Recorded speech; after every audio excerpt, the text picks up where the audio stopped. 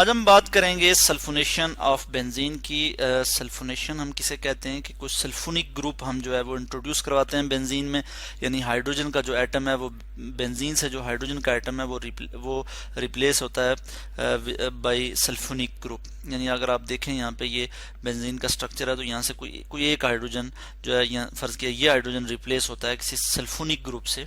ठीक है, तो इस चीज़ को हम कहते हैं कि सल्फोनेशन ऑफ बेंजीन। अभी हम देखेंगे किस तरह से ये सल्फोनेशन होती है बेंजीन की, ये हम यहाँ पे डिस्कस करेंगे। ये जो रिएक्शन है ये भी इलेक्ट्रोफिलिक सब्स्टिट्यूशन रिएक्शन है, यानी एक इलेक्ट्रोफाइल जनरेट होता है सबसे पहले, और वो क्या करता है कि जो बेंजीन के रिंग में जो पाई इलेक्ट्रॉन है उनको अपनी तरफ स्ट्रांगली अट्रैक्ट करता है, जिसके नतीजे में जो है वो सब्स्टिट्यूशन रिएक्शन होता है, और हम कहते हैं इलेक्ट्रोफिलिक सब्स्टिट्यूशन रिएक्शन जो है वो हुआ है। इसमें क्या होता है कि जो फ्यूमिंग सल्फ्यूरिक एसिड होता है, ठीक है, मैं यहाँ लिख भी लेता हूँ, फ्यूमिंग सल्फ्यूरिक एसिड को हम लिखेंगे H2SO4। फ्यूमिंग सल्फ्यूरिक एसिड किस तरह से बनता है कि जब सल्फ्यूरिक एसिड में, कंसंट्रेटेड सल्फ्यूरिक एसिड में सल्फर ट्राइऑक्साइड गैस डिजॉल्व होती है, तो इसके नतीजे में एक मिक्सचर बनता है कंपाउंड का, और उसमें क्या होता है, सल्फ्यूरिक एसिड होता है, डाइसल्फ्यूरिक एसिड होता है, और फ्री सल्फर ट्राइऑक्साइड गैस होती है। तो सल्फर ट्राइऑक्साइड गैस जो होती है ये जब एयर से मॉइस्चर ऑब्जर्व करती है तो छोटे छोटे सल्फ्यूरिक एसिड के ड्रॉपलेट्स बनते हैं, जिनका एक क्लाउड सा बनता है, जिसको हम कहते हैं, यानी ये फ्यूमिंग सल्फ्यूरिक एसिड है। फ्यूमिंग सल्फ्यूरिक एसिड का जब हम रिएक्शन करवाते हैं बेंजीन के साथ एट 80 डिग्री सेंटीग्रेड, तो हमारे पास बेंजीन सल्फोनिक एसिड जो है वो आ जाता है। मैं यहाँ पे सबसे पहले जो है वो बेंजीन का स्ट्रक्चर लिख लेता हूँ, ठीक है, और इसको हम ट्रीट करते हैं जी किसके साथ, मैं यहाँ पे आपको बता देता हूँ, सल्फ्यूरिक एसिड के साथ ट्रीट करते हैं, H2SO4 सल्फ्यूरिक एसिड के साथ ट्रीट करते हैं।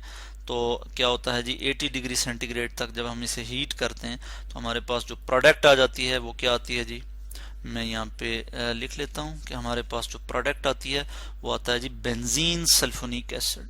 मैं यहाँ पे SO3H इस तरह से लिख लूंगा कि बेंजीन सल्फोनिक एसिड हमारे पास जो है वो प्रोडक्ट आ जाएगी, बेंजीन सल्फोनिक एसिड। अब हम जो है वो नेक्स्ट देखेंगे, एक और जो है वो रिएक्शन देखेंगे जिसमें बेंजीन जो है वो सल्फर ट्राइऑक्साइड के साथ जो है वो अगर रिएक्ट करता है। ये जो है कंसंट्रेटेड सल्फ्यूरिक एसिड की भी हमने बात की थी, तो कंसंट्रेटेड सल्फ्यूरिक एसिड भी इस केस में हो सकता है। तो जो फ्यूमिंग सल्फ्यूरिक एसिड होता है उसमें SO3 भी मौजूद होता है, सल्फर ट्राइऑक्साइड भी जो है वो मौजूद होता है, SO3। तो ये जो है ये रिएक्ट कर जाएगा। इस केस में अगर हम देखें तो 25 डिग्री सेंटीग्रेड पे भी ये जो है वो रिएक्ट कर जाएगा। यहाँ पे मैं लिख लेता हूँ 25 डिग्री सेंटीग्रेड, ठीक है, और यहाँ पे मैं लिखूंगा कि H2SO4 भी ज़ाहिर इसमें मौजूद होगा। हम कहते हैं ना फ्यूमिंग सल्फ्यूरिक एसिड, तो उसमें SO3 और H2SO4 भी होता है, यानी कि वो उसमें से फ्यूम्स उठ रही होती हैं, ठीक है। और इस केस में भी हमारे पास प्रोडक्ट क्या आएगा, SO3H, यानी बेंजीन सल्फोनिक एसिड, ठीक है, बेंजीन सल्फोनिक एसिड, जैसा कि मैंने ऊपर यहाँ पे लिखा भी है। यानी ये सब्स्टिट्यूशन रिएक्शन है जिसमें एक हाइड्रोजन यहाँ से रिप्लेस हो रहा है और एक सल्फोनिक ग्रुप जो है वो इसमें ऐड जो है वो उसकी जगह ले रहा है, ठीक है, वो हाइड्रोजन को रिप्लेस कर रहा है, ठीक है। तो इस चीज का अब हम मैकेनिज्म देखेंगे। हमने कहा कि इलेक्ट्रोफिलिक सब्स्टिट्यूशन रिएक्शन है, तो इसका मतलब है कि यहाँ पे सबसे पहले जो है वो क्या होगा जी, कोई इलेक्ट्रोफाइल, स्ट्रांग इलेक्ट्रोफाइल जनरेट होगा, जो कि क्या करेगा, जो कि हम यहाँ पे लिख लेते हैं, इलेक्ट्रोफाइल जनरेट होगा, और वो क्या करेगा कि जो पाई इलेक्ट्रॉन है बेंजीन के उनको अपनी तरफ अट्रैक्ट करेगा। यहाँ पे मैं लिखूंगा इलेक्ट्रोफाइल जनरेट होगा, नंबर 1।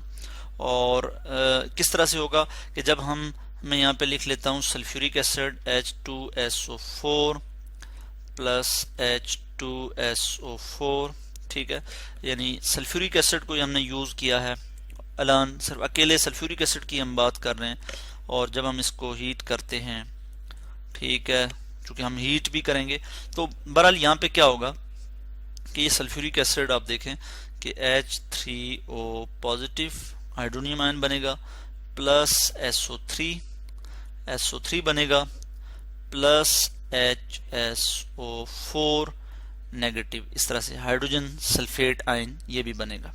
ठीक हो गया। तो ये हमारे पास जो है वो प्रोडक्ट्स जो है वो आ जाएंगी। मैं यहाँ पे ये शो कर लेता हूँ। अब ये जो SO3 है ये हमारे पास जो है वो क्या होगा जी, ये इलेक्ट्रोफाइल, ये हमारे पास एक इलेक्ट्रोफाइल है।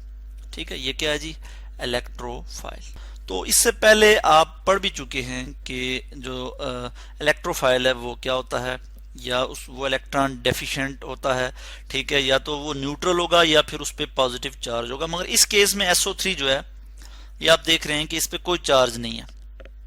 ठीक है, यानी इलेक्ट्रोफाइल की ओवरऑल अगर मैं कंसेप्ट की बात करूं तो वो ऐसी स्पीशीज जो इलेक्ट्रॉन, जिसके पास इलेक्ट्रॉन डेफिशिएंट सेंटर हो, या फिर वो हम कहते हैं पॉजिटिव आयन हो, या न्यूट्रल मॉलिक्यूल हो मगर उसके पास इलेक्ट्रॉन की डेफिशिएंसी हो, इलेक्ट्रॉन डेफिशिएंट सेंटर हो। मैं यहाँ पे ये रिएक्शन करूंगा तो आपको जो है इसकी समझ आ जाएगी कि ये हमारे पास क्या है जी, बेंजीन है, और इसका ये पाई इलेक्ट्रॉन में इस तरह, सॉरी पाई बॉन्ड में यहाँ पे शो कर लेता हूँ, यानी अल्टरनेट जो है वो सिंगल और डबल बॉन्ड इसमें मौजूद हैं। हमारे पास क्या है आ जाता है जी, हमारे पास सल्फर ट्राइऑक्साइड है, S double bond O double bond O, ठीक है, डबल बॉन्ड O। तो यहाँ पे आप देख सकते हैं कि ये जो सल्फर डाइऑक्साइड है, सॉरी ट्राइऑक्साइड है, इसमें जो सल्फर है इस पे यहाँ पे पार्शियल पॉजिटिव चार्ज आ जाएगा, क्योंकि ये ऑक्सीजन जो है वो ज़्यादा इलेक्ट्रोनेगेटिव है। वो क्या करेंगे कि इलेक्ट्रॉन की डेंसिटी को अपनी तरफ अट्रैक्ट कर रहे होंगे, जिसकी वजह से इस पे पार्शियल पॉजिटिव चार्ज आ जाएगा और ऑक्सीजन पे पार्शियल नेगेटिव चार्ज आ जाएगा, यानी इलेक्ट्रॉन डेफिशिएंट सेंटर हमारे पास आ गया। अब क्या होगा कि चूंकि जब जैसे इलेक्ट्रॉन डेफिशिएंट सेंटर नजर आएगा इन पाई इलेक्ट्रॉन को जो बेंजीन में है और ये डीलोकलाइज हैं, ठीक है, यानी पूरे रिंग में मूव कर रहे हैं, तो ये इस पे अटैक कर लेंगे या इसकी तरफ स्ट्रांगली अट्रैक्ट होंगे। तो मैं इसका एरो से शो कर लेता हूँ पाई इलेक्ट्रॉन की मूवमेंट। पेयर ऑफ इलेक्ट्रॉन जैसे इधर आएगा तो ये वाले इलेक्ट्रॉन जो है वो इधर शिफ्ट हो जाएंगे। ठीक है, जिसके नतीजे में हमारे पास क्या बन जाएगा जी, मैं यहाँ पे आपको बता देता हूँ कि इस तरह से ये बेंजीन आ गया। ठीक हो गया, और यहाँ पे क्या आ जाएगा, ये बॉन्ड और यहाँ पे हमारे पास आ जाएगा S double bond O double bond O, और यहाँ पे O इस तरह से आ जाएगा। ठीक है, ये इलेक्ट्रॉन जब इधर शिफ्ट होंगे तो अब ऑक्सीजन पे जो है हमारे पास क्या आ जाएगा, नेगेटिव चार्ज में इस तरह से शो कर सकता हूँ ऑक्सीजन पे। और यहाँ पे एक हाइड्रोजन भी है, हाइड्रोजन भी शो कर लेता हूँ, और यहाँ पे पॉजिटिव चार्ज, क्योंकि इलेक्ट्रॉन पेयर ऑफ इलेक्ट्रॉन यहाँ से शिफ्ट कर गए और रिंग जो है वो डिस्टेबलाइज हो गया है। ठीक है, जो डीलोकलाइजेशन थी पाई इलेक्ट्रॉन की वो डिसरप्ट हो गई है। ठीक है, और अब क्या होगा कि हमें पता है कि यहाँ पे हाइड्रोजन सल्फेट भी था, हाइड्रोजन सल्फेट। तो हाइड्रोजन सल्फेट जो है ये क्या करेगा, यहाँ से प्रोटॉन एब्स्ट्रैक्ट करेगा। इस चीज को मैं यहाँ पे आपको नीचे दिखा देता हूँ। नेक्स्ट स्टेप में मैं इसी चीज को यहाँ पे लिख लूंगा कि ये हमारे पास क्या है जी, ये हमारे पास आ गया जनाब क्या, बेंजीनोनियम आयन। ठीक है, और अब क्या होगा, मैं यहाँ पे इस तरह से ये रिवर्सिबल एरो से मैं शो करूंगा कि ये रिएक्शन जो है वो दोनों साइड प्रोसीड हो सकता है, फॉरवर्ड भी और बैकवर्ड भी।